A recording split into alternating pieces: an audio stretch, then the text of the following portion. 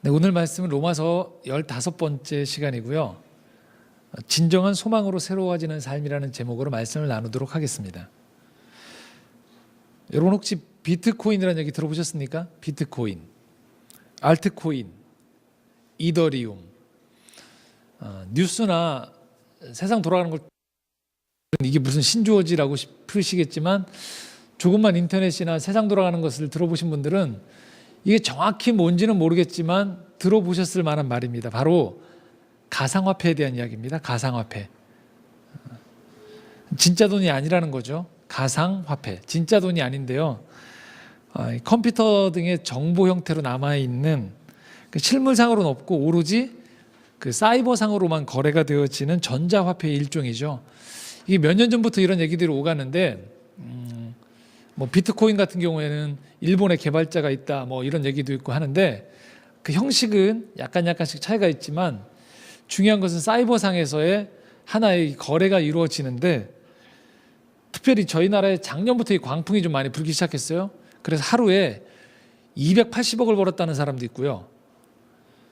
귀가 솔깃하시죠? 그래서 몇 억을 갑자기 벌어서 직장을 그만두었다라는 직장인들의 이런 자기 자랑들이 인터넷에 올라오기 시작하면서 사람들이 나서기 시작한 거예요. 전자화폐, 가상화폐. 그리고 심지어는 이 고등학생들까지 투자에 참여한다는 얘기가 들려오기 시작했습니다. 마침내 올해 초에, 연초에 정부가 이 문제를 들고 일어났어요. 드디어. 그래서 이거를 가상화폐를 규제하겠다. 장기적으로는 이걸 거래하는 거래소를 뭐 폐쇄할 수 있는 것도 검토해 보겠다. 이런 발표가 있다가 난리가 났어요. 그래서 며칠 후에 다시 이 법무장관이 처음에 그 얘기를 꺼냈다가 난리가 나는 바람에 청와대나 이 경제부총리가 아직 확정이 안 됐다라고 이야기하면서 이게 갈팡질팡하고 있어요.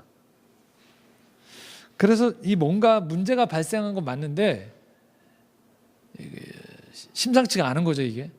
그래서 마침내 지난주에 한 방송국에서 이 진보 농객으로 알려진 분하고 또 이 공대 교수님이 함께 이렇게 토론하는 그런 자리가 또 있었어요. 아주 많은 사람들이 시청을 했는데 저는 직접 보지 못하고 그 나중에 나왔던 영상을 좀 이렇게 몇 개를 보고 관련 자료들을 좀 이렇게 찾아봤었어요. 뭐 저도 전문가가 아니다 보니까 이 부분들에 대해서 명확히 이렇다라고 이야기가 조심스럽더라고요. 그 한쪽에서는 이건 기술의 발전이다. 기술의 발전이기 때문에 이전에 중앙이 이것을 정부가 통제하던 것과는 전혀 다른 개념의 민간이나 어떤 아주 창의적인 집단에서 이것들을 토대로 그동안 정부가 이것들의 화폐를 규제했던 중앙 집권식 이 경제가 무너지는 미래 사회로 가는 전제다라는 얘기를 했었어요. 그건 징조가 보이고 있는 게 바로 이 가상화폐이기 때문에 함부로 싹을 잘라내면 안 된다라는 쪽의 입장이 있었고 또 다른 한편에서는 이건 명백히 사기다, 투기다, 무조건 싹을 잘라내야 된다. 왜냐하면 정부가 아닌 다른 민간단체가 이것들을 움직이기 시작할 때 그 민간단체가 가지고 있는 그 가치관, 도덕성을 우리가 신뢰할 수 없기 때문에 이게 어디로 흘러갈지 모르기 때문에 이건 인류에게 국가 경제나 개인에게 치명적인 폐가 될 수 있다, 폐단이 될 수 있기 때문에 이 초기 단계에서부터 이걸 벌써 잘라내지 않으면 이미 이 가상화폐에 투자하느라고 이미 폐인이 된 사람들이 벌써 발생하기 시작하고 내가 혹시 늦은 건 아닌가 이런 생각들을 하게 되어진다는 것이죠. 분명 의견이 엇갈려요. 저도 이것 때문에 자료들을 쭉 많이 좀 찾아봤는데 대체로 좀 안정지향적으로 이 문제를 보는 분들, 그러니까 보수적인 입장에서나 또는 사회 안정을 바라는 분들 입장에서는 이건 규제해야 되는 게 마땅하다는 게 반드시 있어요. 그렇지만 또 이 인터넷이나 IT 쪽에 계신 분들 입장에서 보면 이걸 규제한다는 것은 굉장히 이 산업시대의 구시대적인 발상이다라고 얘기하는 거예요. 분명히 부작용이 있지만 이것들을 어떻게 길들이냐의 여부로 가야지 무조건 안 된다라는 식으로 가면 안 된다라고 문제가 있다라는 식이 지금 팽팽합니다. 여러분들이 원하시는 쪽으로 자료를 찾아보시려면 그쪽의 자료들은 차고도 넘쳐요. 그런데 이 양쪽에서 공공연하게 동의하는 바가 한 가지 있습니다. 뭐냐면 이 가상화폐를 둘러싼 한 가지 사람들의 마음은 반드시 문제가 된다는 걸 양쪽 다 얘기하고 있어요. 그게 뭐냐면 탐욕입니다. 이건 양쪽 다 규제해야 된다고 하고 아주 문제가 될 수 있는 소지가 많기 때문에 이걸 어떻게 컨트롤하느냐의 입장 차라고 보시면 되는 거죠. 한쪽에서는 아예 싹을 잘라야 된다고 얘기하는 거고 한쪽에서는 길들여야 된다고 얘기하는 입장인 것입니다. 탐욕의 특징이 뭐냐면 더 강한 자극을 찾아가게 돼 있어요. 그래서 그것을 계속 쫓아가다 보면 자기가 망가지고 부서지는 것도 모르는 상태에서 계속 그 탐욕이 나를 끌고 가는 쪽으로 계속 가기 때문에 결국은 파멸에 이르게 되는 것이죠. 그러므로 우리가 인생을 살아갈 때 있어서 가장 경계해야 되는 것 중에 하나가 이 탐욕의 문제입니다.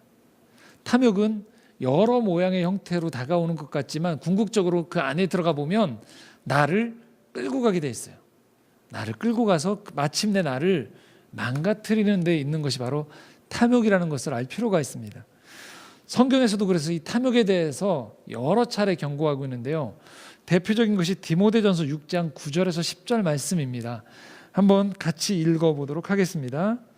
부하려는 자들은 시험과 올무와 여러 가지 어리석고 해로운 욕심에 떨어지나니 곧 사람으로 파멸과 멸망에 빠지게 하는 것이라. 돈을 사랑함이 일만 악의 뿌리가 되나니 이것을 탐내는 자들은 미혹을 받아 믿음에서 떠나 반은 근심으로 자기를 찔렀도다. 지금 이 디모데전서 말씀을 통해서는요, 탐욕 중에서 특별히 우리가 가장 빠지기 쉬운 탐욕인 돈에 대해서 이야기하고 있어요. 돈에 대해서 우리가 탐욕에 빠질 때 시험에 들게 되고 덫에 걸리게 되고 해로운 욕심에 빠져서 결국은 내 인생이 망가져 버린다는 거죠. 돈 자체가 무용하다는 얘기는 아닌 거죠. 그런데 돈에 집착하고 돈으로 모든 것들을 해결하려고 빠지기 시작하는 순간에 우리는 망가지게 된다는 거예요. 이 탐욕이라는 열차에 타게 되어져서 마침내 이 탐욕의 열차가 탈선해도 나올 줄 모르는 거예요. 그냥 기차와 함께 망해버리는 거죠. 자, 오늘 우리가 함께 읽었던 5절, 6절 말씀에서도 이렇게 우리가 육신을 따르는 문제, 곧 탐욕에 따르는 문제를 이렇게 지적하고 있습니다. 로마서 8장 5절, 6절 함께 읽어보도록 하겠습니다. 육신을 따르는 자는 육신의 일을, 영을 따르는 자는 영의 일을 생각하나니 육신의 생각은 사망이요 영의 생각은 생명과 평안이니라. 그러니까 육신을 따라서 살면 육신의 일을 하게 되어지고요. 특별히 육신의 그 끝은 사망으로 가게 된다는 거예요. 그러니까 내 마음의 소리에서 육신의 소리에서 계속 들려오는 대로만 따라가게 되어지면 그 끝은 사망에 도달하게 된다는 거예요. 탐욕의 끝이 사망이라고 분명히 얘기하고 있어요. 그런데도 왜 사람들은 이 탐욕을 해결하지 못할까요? 왜 그럴까요? 왜 해결하지 못할까요? 해결 방법을 모르기 때문에 그런 거죠. 그래서 우리도 모르게 좋은 의도로 시작했다가 어느 순간에 이게 욕심으로 변질되어지고 그 욕심이 나를 탐하게 만들어서 관계 안에서도 서로 간에 힘들어지는 일들을 종종 경험해요. 좋은 의도임에도 불구하고. 예를 하나 들면 이렇습니다. 부모가 만약에 탐욕에 사로잡히게 되면 어떻게 될까요? 자녀의 삶이 무척 힘들어져요. 자녀를 잘 키우겠다는 것을 넘어서서 내 자녀에 대해서 내가 탐욕을 갖기 시작하는 거예요. 그러면 자녀와의 관계가 틀어져 버려요. 부모도 자녀와의 관계에서 누릴 수 있는 기쁨을 잃어버려요. 끊임없이 내가 생각하는 그 어떤 목표를 위해서 나도 거기에 복종해야 되고 우리 자녀도 복종하게 되는 거예요. 서로가 서로를 바라보는 것이 아니고요. 끊임없이 욕심으로 치달을 때 좋은 의도로 시작했던 부모와 자녀의 관계도 이게 끊어지게 돼요. 사장님이 한 회사를 창업했습니다. 좋게 시작한 거예요. 좋은 아이디어를 가지고. 그런데 어느 순간에 이 지도자가 이 사장님이 탐욕에 사로잡혀요. 그때부터 함께 일하는 구성원들이 보이지 않아요. 직원들이 눈에 보이지 않아요. 오로지 이 매출이 올라가는 것들을 통해서, 숫자가 올라가는 것들을 통해서 느끼는 기쁨만을 누리게 되는 거죠. 그건 기쁨이 아니에요, 사실은. 자기 안에 있는 이 탐욕에 대한 만족을 추구하는 거예요. 자, 구성원들이 탐욕에 사로잡히면 어떤 일들이 벌어질까요? 공동체가 나아가야 되는 바른 방향을 염두에 두지 않아요. 그냥 내 탐욕을 채워줄 강력한 리더자만을 원해요. 방향은 상관없습니다. 그냥 이 탐욕이 채워지는 것을 누가 잘 운행해 줄까만 관심을 갖게 되어져요. 그래서 종종 이런 얘기가 있죠. 그 공동체의 수준은 그 공동체가 선출한 리더의 수준을 보면 알 수 있다는 것이죠. 공동체 간에 서로 간에 이루어질 수 있는 선의로 이루어지는 협력이나 공존은 찾아볼 수 없게 돼요. 그렇게 되어지면. 적이나 경쟁 속에서 상대방을 떨어뜨리는 것 외에, 또는 상대방도 나와 함께 그 탐욕에 길들여져서 그 목표를 향한 동업자가 되어지는 것 외에는 달리 방법을 찾기 어렵게 되어지는 것이죠. 자, 오늘 말씀 7절, 8절은 거듭 이렇게 말씀을 강조합니다. 7절과 8절 말씀을 같이 함께 읽겠습니다. 육신의 생각은 하나님과 원수가 되나니 이는 하나님의 법에 굴복하지 아니할 뿐 아니라 할 수도 없습니다. 육신에 있는 자들은 하나님을 기쁘시게 할 수 없느니라. 그러니까 우리가 육신에 거한다. 저는 오늘 이 육신에 거한다는 표현을 탐욕으로 대치해서 말씀을 나누고 있는데요. 내가 탐욕에 빠지게 되어지면 결코 이게 하나님과 함께 거할 수 없어요. 그리고 하나님을 기쁘시게 못한다는 것은 곧 하나님이 그 상태를 보시면서 불편하시다는 얘기예요.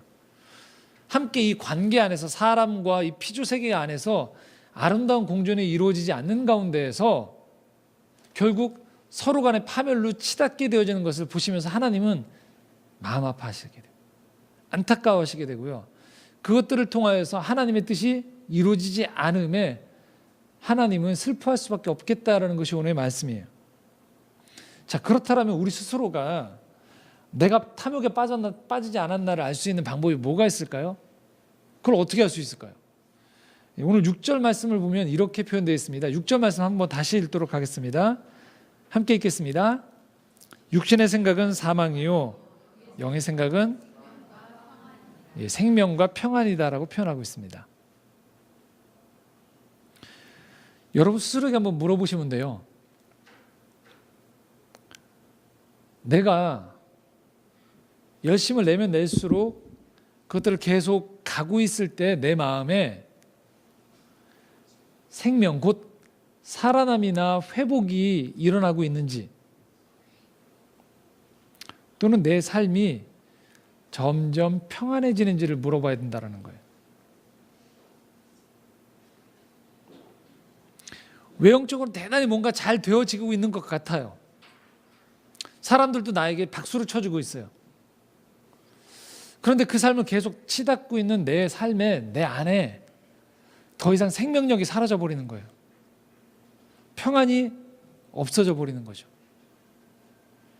사람들을 바라보는 시선도 불편해져요. 가면 갈수록. 사람들에 대해서 그 사람 그대로 인정하는 것이 아니고 자꾸만 내가 생각하는 어떤 그림에 맞춰지지 않는 것들에 대한 불편함이 자꾸만 늘어가는 거죠. 나이가 들어갈수록 내 안에 삶의 어떤 진실에 대해서 눈을 떠가는 것이 아니고요. 점점 인생에 대한 회의주의적인 시선이 더 늘어가게 되어지는 것이죠. 물론 우리 인생을 살아가면서 깨닫게 되는 게 있어요. 사람들이 다 착하지 않구나. 사람들이 다 순수하지 않구나라는 것들을 알게 되어져요. 그럼에도 불구하고 그것이 인생의 전부는 아닙니다. 인생 너머에는 또 다른 진실이 분명히 있어요. 살아계신 하나님으로부터 비롯되어지는 선함과 하나님의 역사와 또 이 땅을 바꿔줘 나아가는 역사의 큰 흐름이 분명히 있습니다. 그래서 역사는 궁극적으로 멀리 내다보면 진보할 수밖에 없어요. 왜 그럴까요? 역사의 주관자가 하나님이기 때문에 그렇습니다. 일시적으로 잘못된 지도자가 나타나거나 또 세상에 어떤 기술적인 또는 사람들의 알력으로 인해서 어두워질 수 있어요. 분명히 인생의 어떤 시기가. 그건 개인의 역사에서도 마찬가지입니다. 그러나 궁극적으로 우리가 고백하는 것은, 그리고 깨닫게 되어지는 것은 인생이 그렇게 사망으로만 치닫지 않는다라는 거예요. 인생에 우리가 눈을 떠야 되는 것은 인생에는 살아나고 생명력이 있으며 결국은 평안을 찾을 수 있는 그 열쇠가 있고 길이 있음을 우리가 발견해야 된다는 거예요. 만약에 여러분들이 지금 가고 있는 그 길에서, 전 여러분께 이런 거 묻고 있는 게 아닙니다. 얼마나 직장에서 인센티브를 많이 받고 계신지, 승진하고 있는지, 이런 거 아니에요. 평안하신지를 묻고 있는 겁니다. 그리고 여러분의 삶에서 나이가 점점 들어가면서 내가 가치가 있다는 게 뭔지 알겠다. 내가 용기를 내서 버려야 될 것이 무엇인지를 알겠다 하면서 점점 남아야 되는 것이 무엇인지를 선명하게 보는 것. 그것이 점점 우리 안에 도달하는 것이라는 것이죠. 그런데 점점 사회적인 경력은 늘어가고 있고 내 어떤 사회적인 스킬은 늘어가고 있음에도 불구하고 점점 내 안에 회색에서 점점 어두워지고 있고요. 점점 삶의 평안이라는 것은 찾아볼 수 없고 오로지 평안 대신에 자꾸만 이 마음에 평안이 없을 때 찾게 되는 전형적인 증상이 있습니다. 편안한 것만 찾게 돼요. 그래서 사람들은 자꾸만 더 좋은 리조트를 가게 되어지고 더 좋은 휴양지를 찾아가서 자꾸만 편안함만을 자꾸 추구하는 게 된 거예요. 더 큰 차를 자꾸 사면서 편안함을 찾게 되어지는 거예요.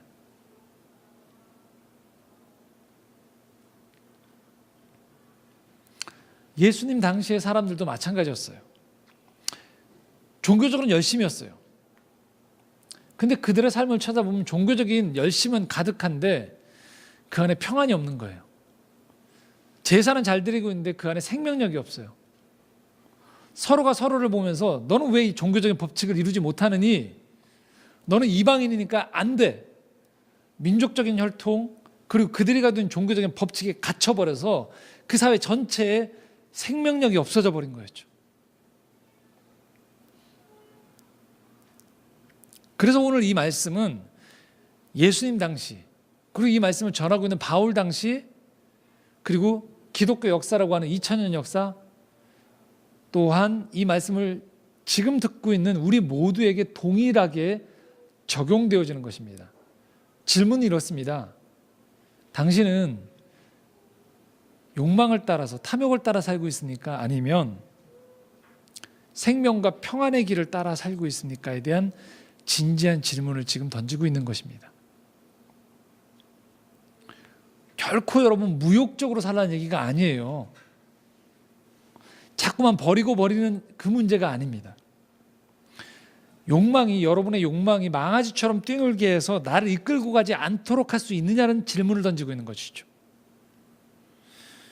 하나님의 뜻을 따라 산다는 것, 생명과 평안을 따라 산다는 것은요, 내 마음의 생각과 뜻이요, 나만을 위하는 자기 중심성에 갇혀 있는 것인가, 그걸 물어보고 있는 거예요.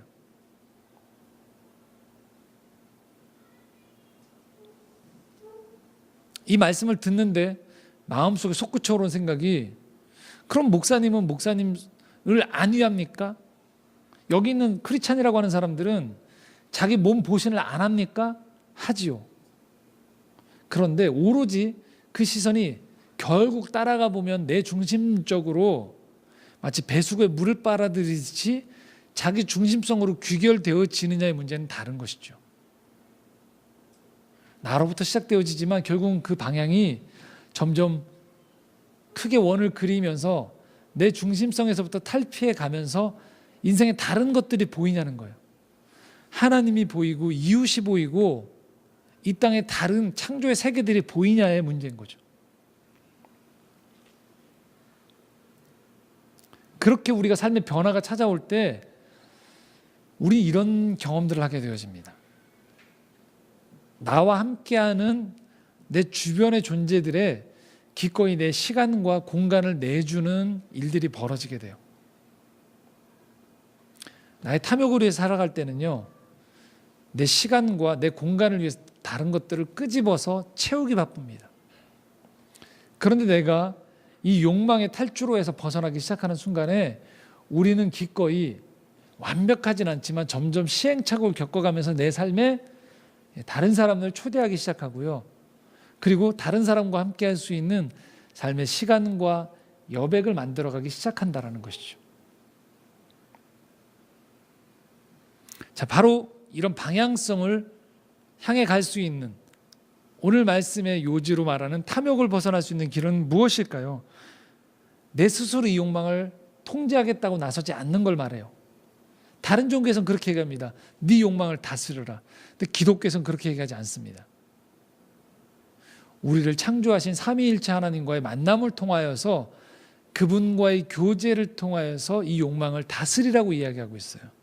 오늘 9절 말씀 한번 같이 읽도록 하겠습니다. 9절 말씀 읽겠습니다.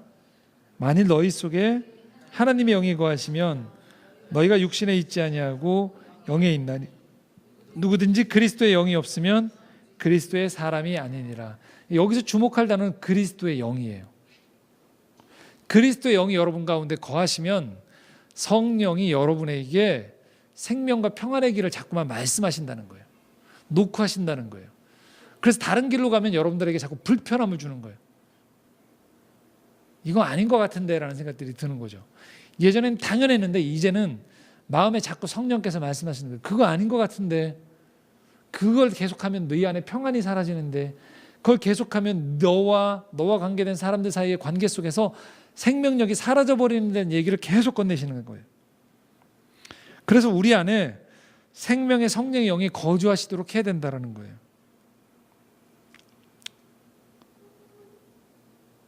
내 피로만 기도할 때 얘기하는 게 아니고요. 그래서 여러분 이런 기도가 필요해요. 기도하실 때 주님, 저는 제 삶에서 이 성령의 음성을 듣고 싶습니다 라고 기도하는 거예요. 주님 이거 해주시고 이거 해주시고 라고 기도하는 게 아니고요. 말씀을 볼 때에도 이거 법칙을 따라가면 복 주실 거죠? 라는 질문이 아니에요. 이 말씀을 듣고 있는데, 읽고 있는데, 주님 어느 길이 생명과 평안의 길로 가는 것이죠? 라고 저에게 지혜를 주십시오. 그런 용기를 주십시오 라고 우리가 구하는 거예요. 기다리고 찾고, 그리고 그것들을 지향하는 공동체 모임 속에서 자꾸 저렇게 살아가는 사람들을 보면서 격려받고 도전받고 나를 교정해 나가는 작업을 계속 해나가는 것을 말합니다. 그렇게 되어지면 여러분 안에서 한 가지 희한한 일들이 벌어집니다. 바로 10절 말씀입니다. 한번 10절 말씀 같이 읽겠습니다. 또 그리스도께서 너희 안에 계시면 몸은 죄로 말미암아 죽은 것이나 영은 의로 말미암아 살아있는 것이니라. 놀라운 일이 벌어지는데요. 그것은 다름 아닌 그리스도의 이야기, 예수 그리스도의 이야기가 여러분 안에 함께 들어오기 시작해요. 예전에는 성경을 읽으면 그냥 고대의 한 종교 집단의 현자들의 말인 줄 알았어요. 착한 사람들이 어떻게 윤리적으로 살 것인가에 대한 이야기인 줄 알았어요. 그런데 이게 아니구나. 오늘도 죄와 악이 있는 이 세상 가운데에서 내가 관습적으로 또는 그 당시의 사람들의 트렌드에 맞춰서 살아가는 것을 넘어서서 궁극적으로 예수님을 따라가면서 내가 인생에서 해야 될 일들, 거기에 내 인생의 시간과 힘을 쏟아야 되는구나. 그리고 그 끝이 결국은 내 삶에 생명과 평안을 주는 것이구나라는 것들에 대한 내 안에 확신이 점차 쌓여져 가는 것을 말해요. 결국요, 이렇게 계속 한 걸음 한 걸음 시행착오를 겪으면서 생명의 길을 따라가면요, 여러분 인생에서 불필요한 것에 자꾸 여러분의 인생의 시간을 낭비하는 것들이 줄어들게 돼요. 그리고 여러분의 인생의 목표가 점점 가치로운 것이 무엇인가, 영원한 것이 무엇인가에 여러분의 눈이 점점 열려지게 돼요. 그런 사람들을 보면 알아차리게 돼요. 그리고 그것에 여러분들의 시간을 쓰게 되는 것이죠. 우리의 생활 자체가 변화가 되어진다는 말이에요. 자, 11절 말씀. 그래서 오늘 이렇게 주님께서 말씀하십니다. 함께 읽겠습니다. 예수를 죽은 자 가운데에서 살리신 이의 영이 너희 안에 거하시면 그리스도 예수를 죽은 자 가운데에서 살리신 이가 너희 안에 거하시는 그의 영으로 말미암아 너희 죽을 몸도 살리시리라. 그렇습니다. 예수님을 죽은 자 가운데 살리신 그 성령, 하나님의 영이 우리 안에 거하시면요, 어떤 일이 벌어지느냐? 예수님을 죽은 자 가운데 살리신 그 하나님께서 여러분 안에 거하시는 성령으로 말미암아 뭐라고 얘기하죠? 너희의 어떤 것도 죽을 몸도 살려주신다는 거예요. 우리는 하나님을 믿으면 그냥 내 마음의 평안만 변화가 되는 줄 알아요. 내 생각만 변화가 되는 줄 알아요. 죽어서 내 영혼이 천국에 가는 것만 생각해요. 근데 그렇지 않습니다. 어떤 일이 벌어질까요? 너희의 죽을 몸, 우리가 하나님을 만나기 전까지는 그냥 사라져버릴 거라고 생각했던 것들 속에서 그것이 살려지는 경험들을 하게 되어진다는 거예요. 내 전 존재가 하나님의 뜻 안에 살아가는 것을 소망하고 실제로 내 삶이 점점 그렇게 변화가 되어지는 걸 말해요. 하나님을 만나면 그래서 여러분, 그 사람이 궁극적으로 잘 하나님을 만났는가를 보는 것은 그 사람의 생활을 보면 알 수 있어요. 그 사람의 생활을 가만히 살펴보니까 처음엔 비슷해 보여요. 왜 비슷할까요? 사람 사는 건 다 비슷하거든요. 먹고 마시고 좀 쉬어야 되고 비슷해 보입니다. 그런데 점점 그 사람이 살아가는 모습에서 어떤 요소에서 나랑 다른 지점을 발견하는 거예요. 다른 가치관을 가지고 다르게 시간을 쓰고 때로는 물질을 쌓아두지만 않고 어떤 때에는 그 물질을 엉뚱한 곳에, 내가 보기에 잘 모를 때에는 엉뚱한 곳에 쓰는 것처럼 보이는 일이 벌어지게 돼요.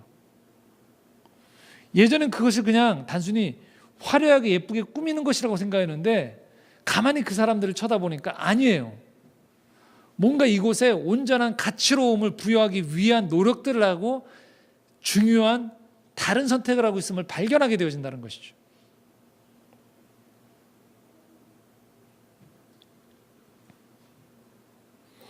창조의 정원은 그것을 지향하는 공동체입니다. 만약에 여기 오시면서 저희의 말씀과 지향하는 성경 공부와 여러 가지 것들을 통해서 왜 내가 생각하는 이 마음의 바램을 화끈하게 이루어지지 않을까, 그 묘책을 알려주지 않을까, 미리 말씀을 드립니다. 안 알려드립니다. 저희의 지향점은 그것이 아닙니다. 저희는 내가 꿈꿨던 것들을 넘어서는 하나님의 그 큰 꿈 안에서 내 인생을, 우리의 인생을 진정 가치롭게 하는 것에 꿈을 꾸는 공동체를 지향합니다. 그것들을 배워나가는 거예요. 저희는 완벽하지 않습니다. 그렇지만 그런 지향점을 가지고 한 걸음 한 걸음 말씀을 듣고 찬양을 하고 신앙 세미나하는 가운데 그런 지혜와 삶의 태도를 배워가려고 하는 것입니다. 자, 그런 삶을 지향하는 공동체를 꾸려가려고 하고요. 그렇게 내 삶이 되어지길 원할 때 여러분 안에 놀라운 일이 벌어집니다. 다름 아닌 오늘 말씀의 첫 구절로 돌아가요. 로마서 8장 1절과 2절에 오늘 우리에게 이런 약속을 주십니다. 함께 읽겠습니다. 그러므로 이제 그리스도 예수 안에 있는 자에게는 결코 정죄함이 없나니 이는 그리스도 예수 안에 있는 생명의 성령의 법이 죄와 사망의 법에서 너를 해방하였습니다. 이전에는요, 내가 이게 죄와 사망의 법인지 뭔지 모르는 가운데서 그냥 경쟁하면서 조금 더 살아남기 위해서 바둥바둥 됐다라면 이제는요, 내가 삶의 방향을 정하고 생명과 평안의 길로 가겠다라고 정하고서 그렇게 인도하시는 하나님을 믿고 따라간다라면 하나님이 여러분의 인생을 책임져 주신다는 거예요. 여러분의 자녀를 그렇게 키우겠다고 결단하신다면 여러분의 자녀의 앞길을 붙잡아 주세요. 우리의 시선은요, 자녀를 생각할 때에도 그냥 대학까지로밖에 규정이 안 돼 있어요. 어느 직장까지밖에 규정이 안 돼 있어요. 그런데 하나님은 그것을 넘어서 궁극적으로 우리 자녀들의 인생에 생명과 평안에 관심이 있어요. 영원한 것에 가치를 두고 살아가는 인생에 관심이 있어요. 그리고 부모인 여러분, 또 한 사회인으로서의 여러분의 가정과 직장이 궁극적으로 그렇게 이 땅 안에서 사라질 것들을 경쟁하는 것들을 넘어서서 우리의 이 땅 가운데에서 시간을 들이고 물질을 들이고 마음을 들이는 것들이 허탄하고 언젠가 사라져 버릴 것들을 위해서 여러분의 인생을 허비하지 않도록 하나님께서 여러분을 돌보아 주신다는 것입니다. 그리고 매일매일 여러분의 삶을 통해서, 여러분의 말씀의 묵상을 통해서, 여러분의 기도를 통해서, 여러분이 만나는 사람들을 통해서 끊임없이 여러분에게 생명의 하나님은 말씀하세요. 그거 아닌데, 이렇게 따라갈 때 너희 삶이 더 평안할 텐데, 가치로울 텐데, 계속 그 지혜를, 그 용기를 건네주시면서 여러분의 인생을 책임져 주신다라는 것입니다. 그 하나님이 우리 하나님이십니다. 그 하나님을 만나고 동행하며 이 땅에서 매일매일 한 주 한 주 삶에서 비록 매일 찾아오는 일들이 힘들고 매일 걱정거리가 쌓여갈 수 있지만 털어내시면서 그렇게 생명과 평안 가운데 살아갈 수 있는 우리 창조의 정원 모든 가족들이 되셨으면 좋겠습니다. 기도하겠습니다.